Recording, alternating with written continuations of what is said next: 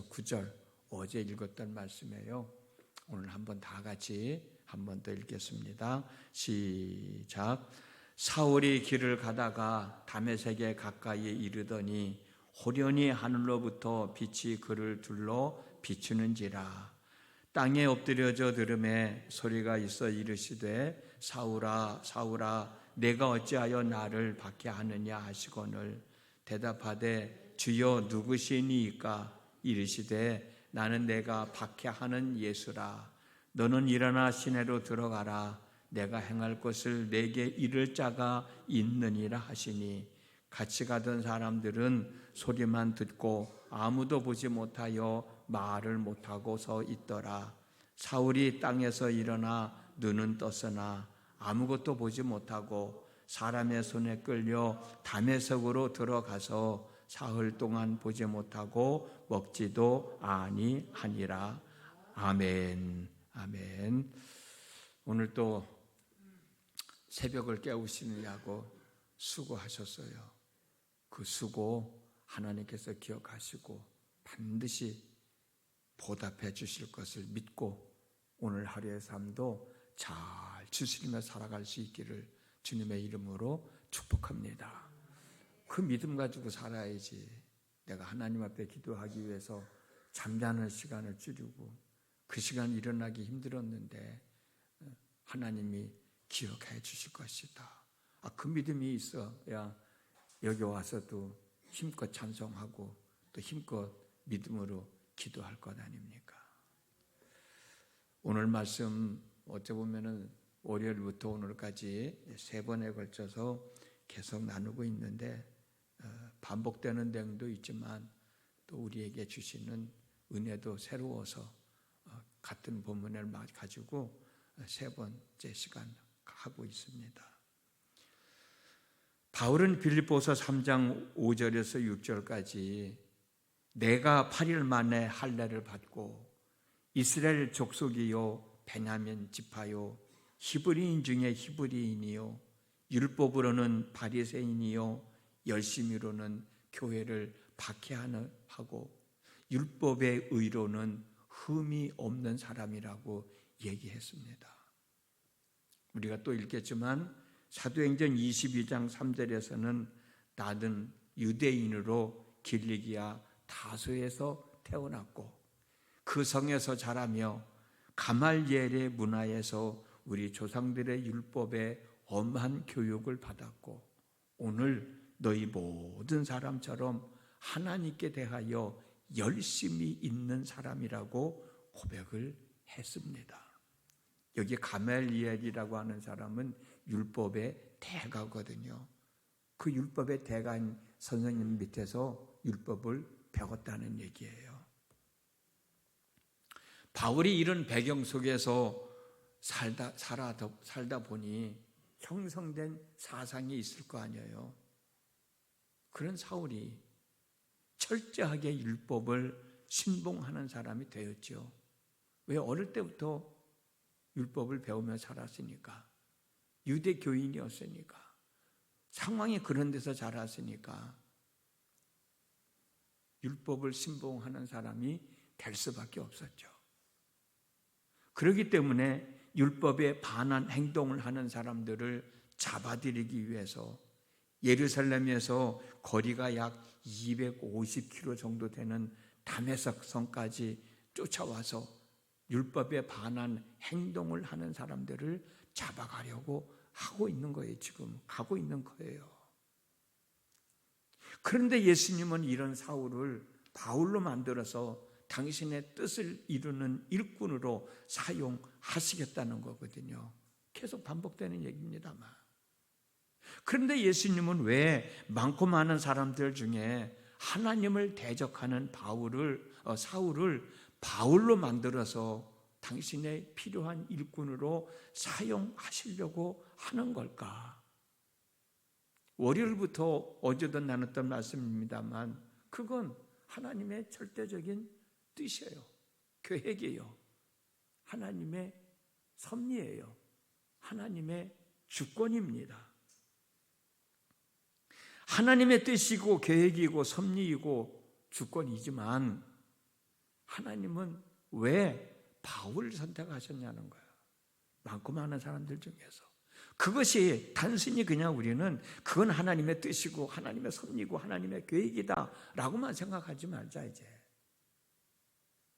분명 하나님의 뜻이고 하나님의 섭리고 하나님의 계획이지만 왜 바울을 통해서 사울을 통해서 당신의 그 계획과 섭리를 이끌어 가시려고 하실까 한 번쯤 고민해 봐야 되지 않겠냐. 여러 가지가 이유가 있겠죠. 그러나 저는 두 가지만 말씀드리려고 그래요. 첫째는 뭐냐면 사울의 열심 때문이었을 것이다. 우리도 내가 필요한 사람하고 누구하고 일을 하려 할 때 열심히 하는 사람을 필요로 하지, 그냥 어영부영하고 시간만 때우는 사람 일꾼으로 필요하지 않잖아요. 사울을 부르신 것은 하나님의 계획이고 하나님의 섭리고 하나님의 주권이지만 열심히 일하는 사울을 보시고 하나님의 주권, 하나님의 섭리, 하나님의 계획을 움직이셔서 일꾼으로 선택한 것 아니겠는가. 사울이 얼마나 열심히 일을 했으면, 여기서 일이라고 하는 것은 예수 믿는 사람들 잡아다가 감옥에 가두고 그런 일을 하는 거예요. 얼마나 열심히 일을 했으면 예루살렘에서 다메섹까지 250km나가 되는 그 먼 길인데 그 먼 길을 마다하지 않고 찾아와서 예수 믿는 사람들을 잡아가려고 했겠어요. 그 당시에 자동차가 있어요? 그 당시에 기차가 있어요? 그 먼 길을 250km면 먼 길이잖아요. 왕복이면 500km예요. 말을 탔든지 걸어서였든지 텐데 그 먼 거리를 와서 예수 믿는 사람을 잡아갈 수 있겠냐고. 웬만한 열심이 없으면 그 일을 할 수 없었죠.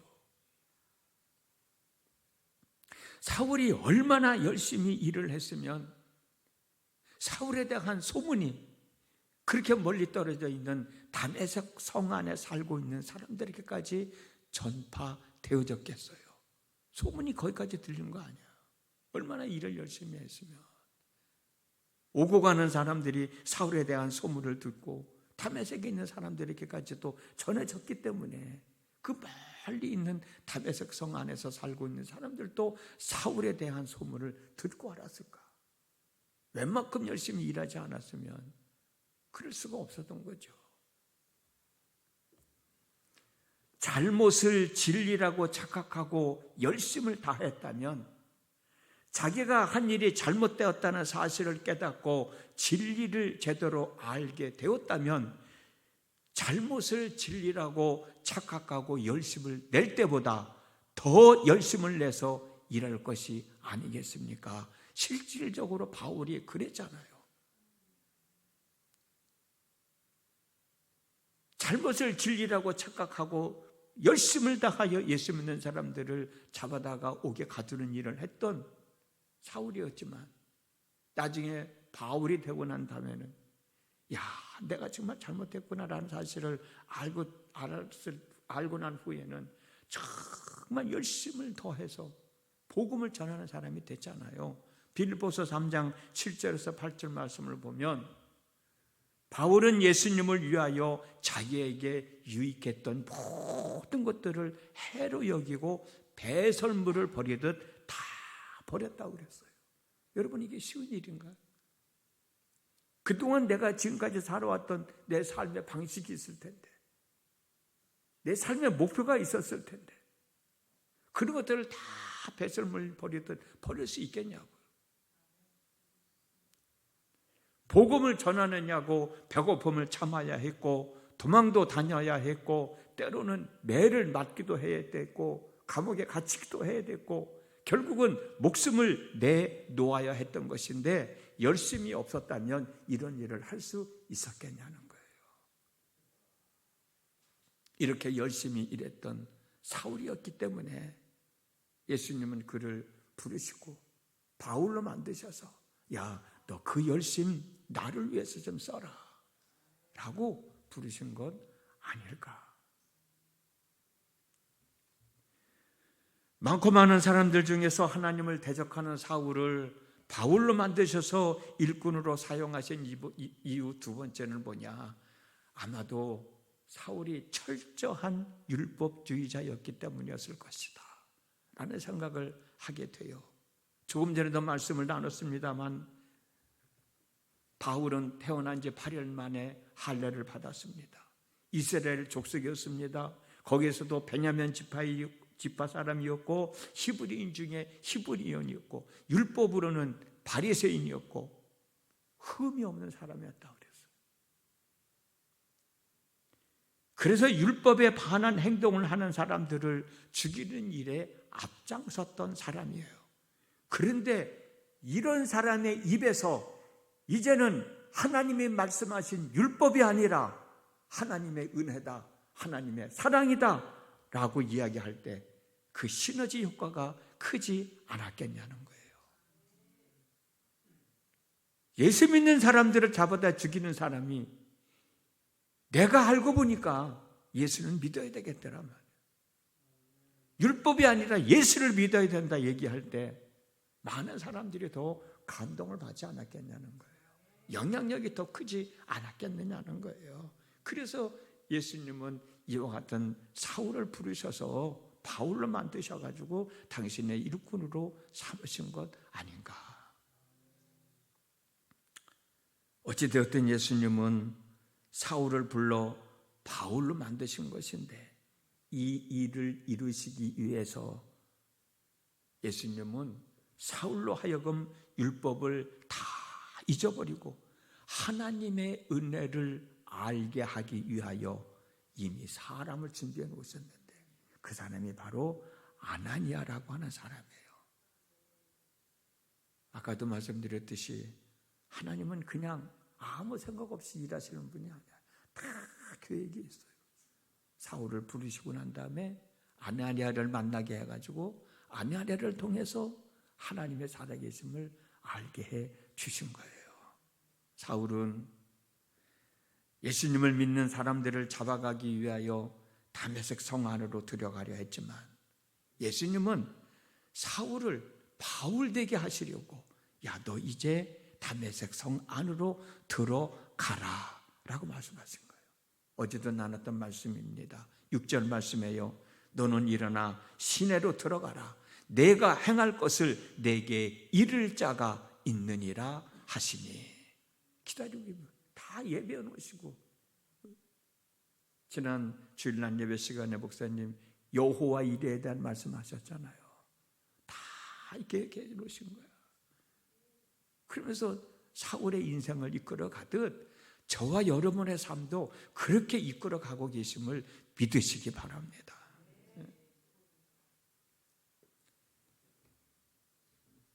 다메섹 성 안에 들어간 사울은 사흘 동안 아무것도 먹지 못하였고 아무것도 보지도 못했어요. 마치 무덤 속에 누워있는 시체와도 같은 상태였죠. 사흘 동안은 죽어있는 상태였습니다. 죽어야만 은혜의 사람으로 태어날 수 있기 때문에 그렇게 된 거예요. 죽어야만 새로운 인생으로 태어날 수 있기 때문에 예수님이 죽어야 부활하고 부활해야 우리에게 영생이 주어질 수 있기 때문에 하셨던 것처럼 사울도 사흘 동안 죽어야 다시 살아나야 바울이 될 수 있었던 거예요. 한 알의 밀알이 땅에 떨어져 썩어 죽어 없어져야 거기서 싹이 나고 꽃이 피고 열매를 맺듯이 때로는 우리도 죽어야 돼요. 때로는 우리도 죽어야 돼.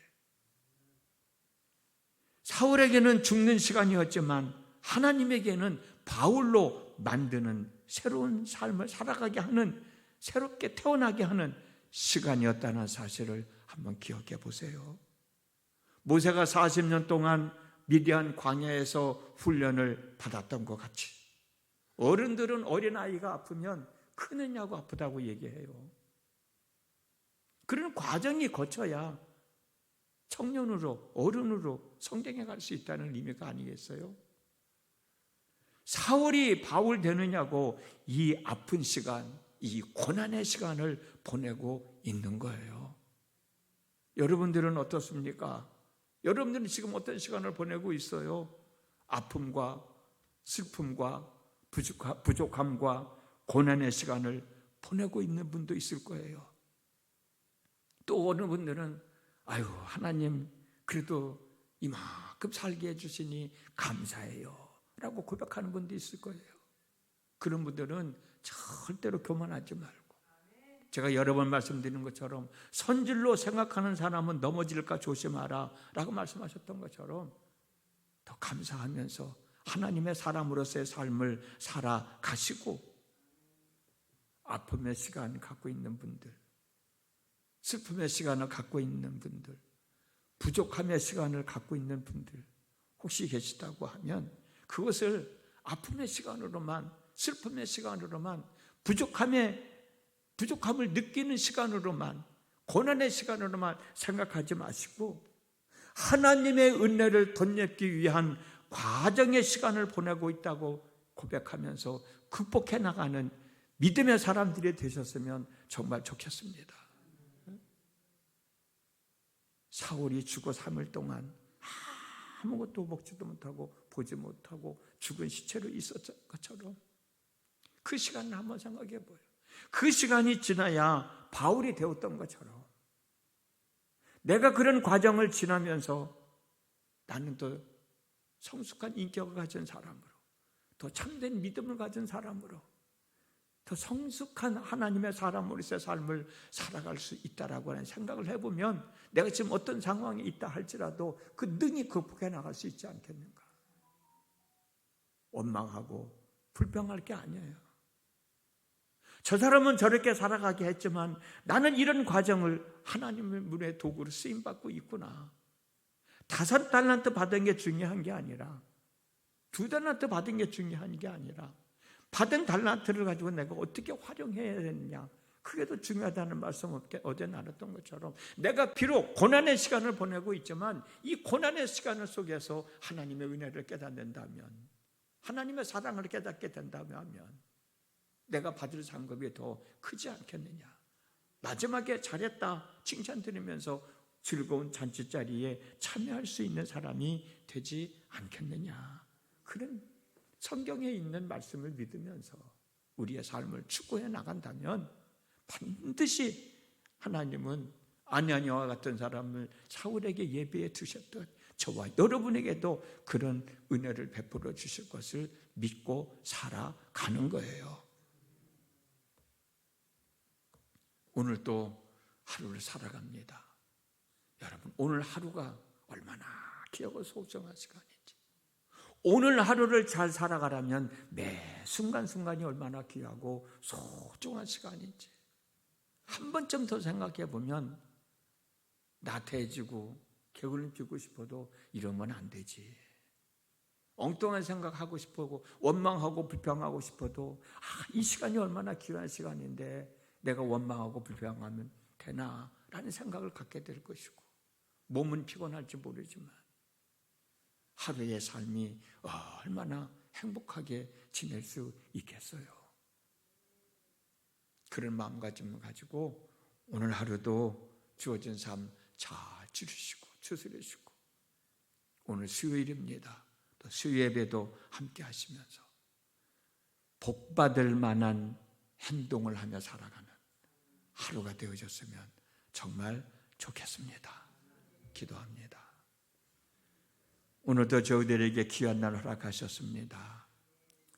오늘 하루가 얼마나 귀한가, 매 순간순간이 얼마나 귀한가, 구부러진 어그러진 생각하는 저희들 되지 않도록 도와주시옵시고, 구부러진 말, 어그러진 말 하는 저희들 되지 않도록 인도하여 주시옵시고, 하나님 보시기에 합당한 생각, 합당한 말, 합당한 행동을 하면서 살아가는 귀한 날 되어지도록 도와주시기를 원합니다.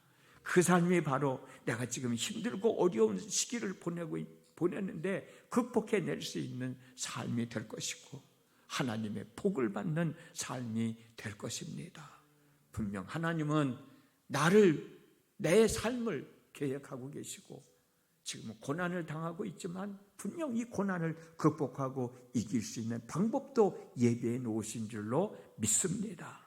그 믿음을 바라보면서 오늘도 하루의 삶을 잘 추스리며 살아가는 믿음의 사람들이 되도록 성령님 함께하여 주시옵소서. 예수님의 이름으로 기도드렸습니다. 아멘.